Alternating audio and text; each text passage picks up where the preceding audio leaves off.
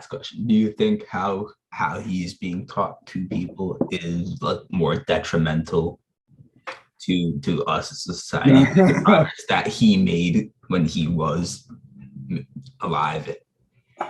What was the last part of that? So do you think Part that how he's being taught and what we're being taught about him and his era and role in the civil rights movement is more detrimental to future progress than what he did in his time?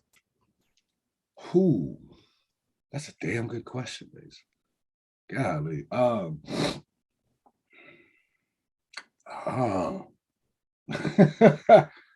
Wow. More detrimental.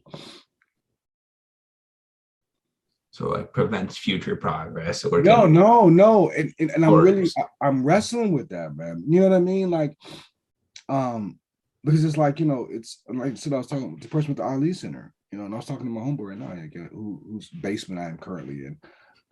He is he's the director for the Ali Center, and he and I were talking. He's like, he has some very real frustrations because he's like, he's born and bred. He was built. My friend was built in Louisville. Like Louisville built him, right? Mm-hmm. And so part of that is Ali, right? And you don't get much more outspoken and you know what I mean, mm-hmm. and confident, and you know what I mean, than Ali, right? And he said, it frustrates him because I went to the museum yesterday. I was able to go through, me and like two of us. There was no one else in the museum. We could go through it by ourselves, right? With 3 people in the Ali Museum, which is like 3 or 4 stories. And so we just took our time and walked through it. And to be honest with you, Mace, I was probably like 5 minutes, about 10, 15 minutes into the museum. And I was emotionally tapped out, right? I was done. Emotionally, intellectually, I was done because it was that overwhelming for me. And so I come back to the house, and I'm talking to my homeboy who now runs the Ali Institute. And I'm telling him about my experience. And he's like, yeah. But he's very frustrated. He's very frustrated because of, similar to King, the story that they're telling is not the full story of Ali, right?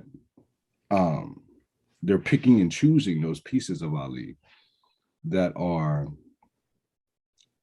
not as threatening as Ali was as a full person, right? And so that's one of his frustrations with the museum, and he's very passionate about that. But I'm over there sitting like, well, I just went to the museum, right? right? And I'm floored. Like I receive things in that space that I will now take back with me to North Carolina when I leave out today, right? That have legitimately, Mace, like legit, I mean this, like legitimately impacted how I will now move and show up in the world, right? That just happened to me last night, right? In like an hour. And so when you ask me this question about King, does he do more damage? How we portray him, is it potentially doing more damage than the good that he did when he was here, which I think is, I was about to cuss, I cuss, but is a phenomenal question. That's tough, right? I don't know, because I think you can edit a story of a person. You can edit the story of a family. You can edit the stories of history. Like, you can do that. It's easy. You redact it. You take the names out. You take a particular dynamic out of the text, and it's no longer there. It's gone. You know what I mean?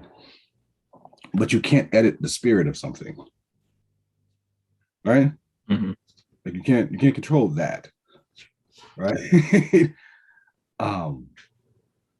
And oftentimes, even when we try to mute the spirit by editing the text, right, the spirit still shows up anyway.